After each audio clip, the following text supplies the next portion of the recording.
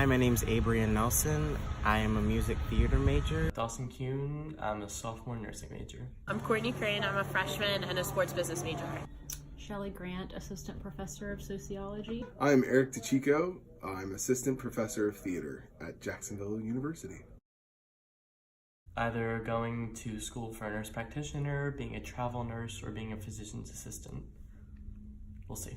After I graduate, hopefully I'll start auditioning.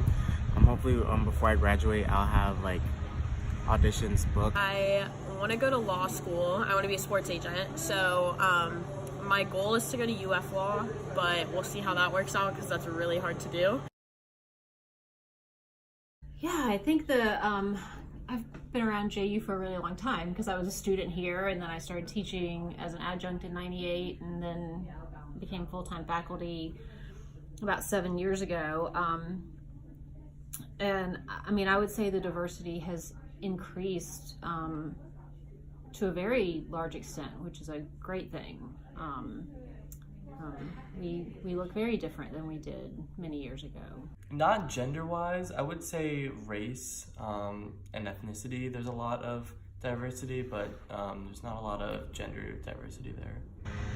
There's a little, but I think it's more predominantly women and Caucasian women. It's definitely a male-centered major. I mean, I think it's a bit different in our major, especially on campus. We have a really diverse department. We have lots of different people from lots of different backgrounds with every sort of interest across the scope of research and creative activity that occurs within theater. Definitely more females. I think there's 5 males in my cohort. Me and one other person. But it is changing. There are a lot more females going into that field, so the diversity is growing. I would say, if you're talking gender related, I mean, certainly our diversity has increased in a positive direction. Actors Equity Association of America, and they release reports about Broadway every year, about representation and ethnic and minority representation on Broadway. And the numbers shift from season to season, and it really depends. I mean, I don't think always in theater causation equals correlation, and vice versa. It depends on what you're producing in a season on Broadway. If you're producing Hamilton and In the Heights, and shows that specifically call for different minorities and ethnicities, that might look different when the numbers are run at the end of the year. But I definitely also think the disconnect when you jump from performer to the level of creative team and production is that this business is inherently overrun with men.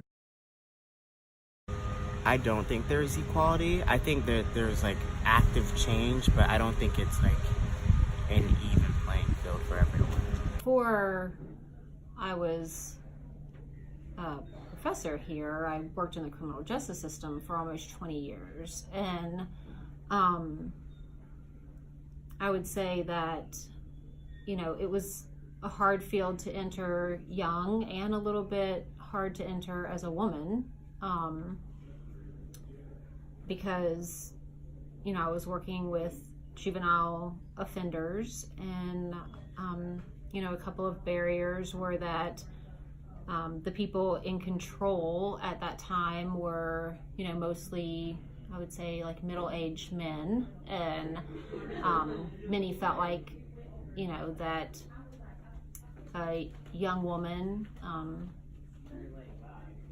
didn't really have a place working with young adolescent males.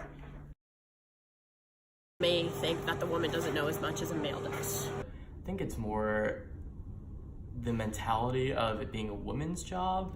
I don't think it should be based on just you being stronger. Just discrimination just based off of how you look. Just, do you know as much as a man does, and you're kind of looked down on because you are a woman. The business goes a little bit different. I saw this meme on Facebook that's been circulating recently, and it starts off something like, every high school girl in theater. I've been in dance lessons since I was 6, singing lessons since I was 8, and acting lessons since I was 10. I'm really excited to be playing townsperson number 3 in the musical this year. Every high school boy in theater. My teacher tracked me down after math class and said I have to play Shrek in the school musical. I think there's that running joke that the business is definitely inundated with more female performers, and there's a disconnect because there generally tends to be more roles for men in the theater than there are for women. One change I would like to personally make would be like if I can make it big, I want to eventually start producing like stories, and like whether it's a musical or a Netflix original or something, but with more diverse casts. Our leading lady doesn't always have to be like blonde hair, blue eyes, like Cinderella. She can look like anybody.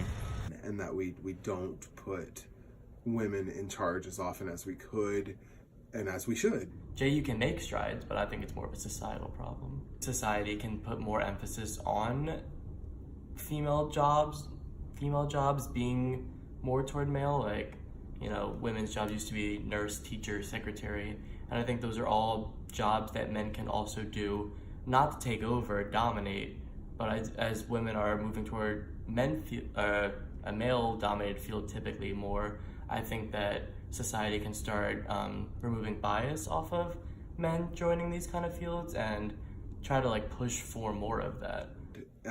That I can say is changing. For the first time, we can measure those outcomes. We actually can measure the change that's going on. The business and the industry has never been more conscious of the pulse of society and culture. So everybody that I consider to be a good artist and a good entertainer works towards inclusivity and diversity. A more inclusive industry. We've got to practice non-traditional casting methods. And that's what we do at JU. That's often a method that is adopted by educational institutions and educational performing arts venues, and providing more opportunities for female performers. That's a way to start. Also going beyond like gender, looking at ethnicity. What shows can we do in the future? What shows can we produce that have a more innately a more inclusive and diverse cast? People have to be willing to speak up, but at the same time, they have to be supported if they speak up. So I think people who are in more powerful positions have to be willing to speak up for those who are being victimized or harassed or discriminated against. That's how things can change. People who are seeing it but not experiencing it have to be willing to speak up for those who aren't able to speak up for themselves.